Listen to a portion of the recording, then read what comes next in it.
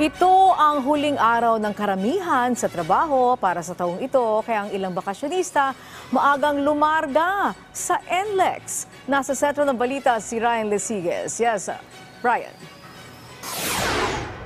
Angelique, tinitingnan natin yung live na kuha ngayon ng NLEX dyan sa Tulyaok Bridge sa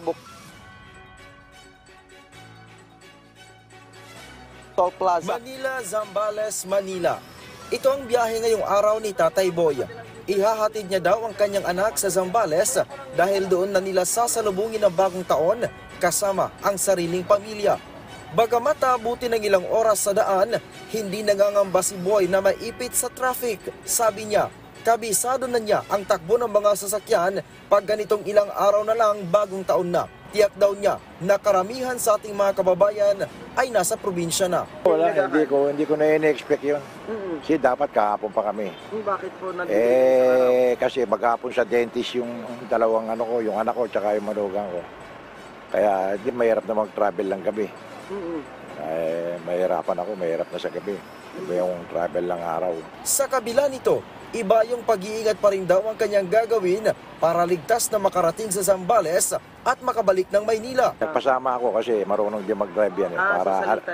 Para may alalay ako. Importante ba na may kasama yung Oo, syempre mahirap. Di mo masasabi yung takbuhan di ba?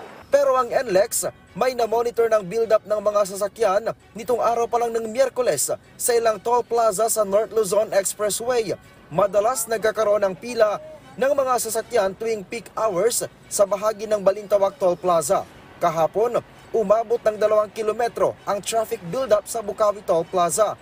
Isa sa nakikitang dahilan dito ng NLEX ay ang pagdagsa ng mga bumibili ng fireworks sa Bukawi, Bulacan. Maaring maaga din daw nag-leave ang ilan sa ating mga kababayan para umuwi sa kani-kanilang probinsya para sa pagsalubong ng bagong taon.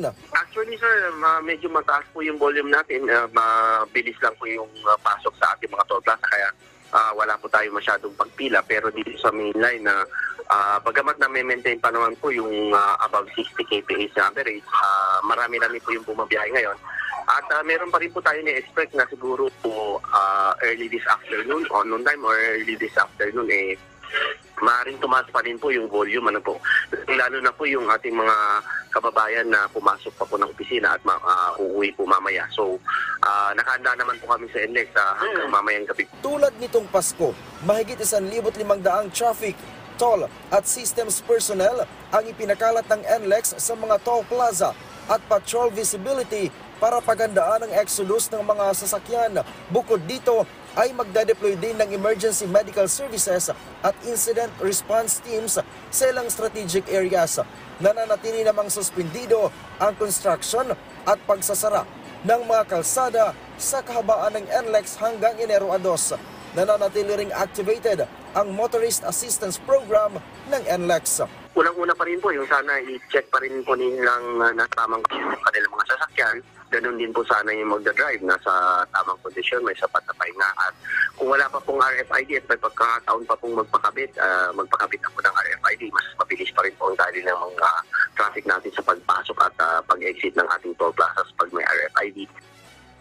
Ang sinasabi ng NLEX Corporation, yung peak hours mamaya, posibleng mag-build up ulit yung mga sasakyan dito sa mga toll plaza ng NLEX. Sa mga oras nito, Angelique, ipakita natin yung sitwasyon dito sa bahagi ng may Balintawak Toll Plaza at makikita natin na tuloy-tuloy pa naman, smooth yung takbo ng mga sasakyan. Yung mga build up na nakikita nyo ngayon ay yan yung mga gumagamit pa ng cash lanes. 3 pa rin yung naka-allocate dito sa may Balintawak Toll Plaza. Yung ibang mga toll plaza na sakop ng NLEX, partikular dyan sa Bukawi, dyan sa may Makawayan at dyan sa may Mindanao Toll Plaza, ay maayos pa rin naman yung takbo ng mga sasakyan.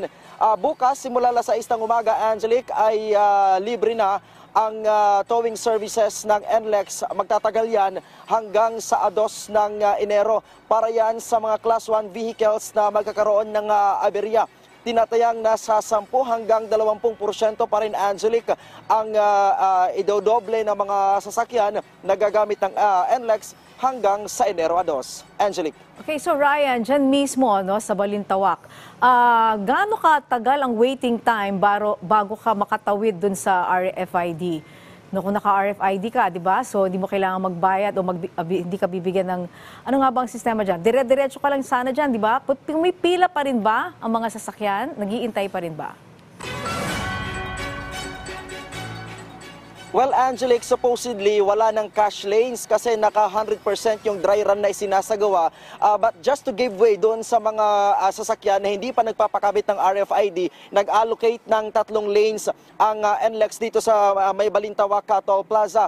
Ang sinasabi ng NLEX, may buhos na ng mga sasakyan simula pa nitong araw ng Miyerkules. Pero good thing, mas marami na yung mga sasakyan ngayon kung kaya't sa mga peak hours lamang nagkakaroon ng build-up sa mga toll plazas. Katulad ng nasabi natin nitong kahapon na nagkaroon ng 2 kilometers na build-up ng mga sasakyan. Pero as of this time, Angelique, tuloy-tuloy yung takbo ng mga sasakyan.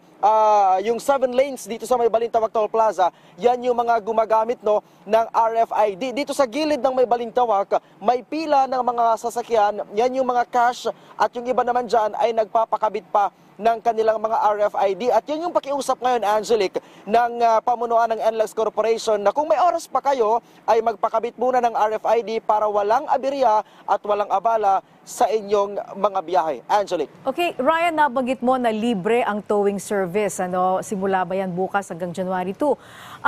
In the past, nagkaroon din ng libreng hours ang NLEX mismo, pati SLEX, na pag sumapit na yung midnight ng bagong taon, libre yan ng mga ilang oras. Meron bang ganyang announcement ngayon sa NLEX?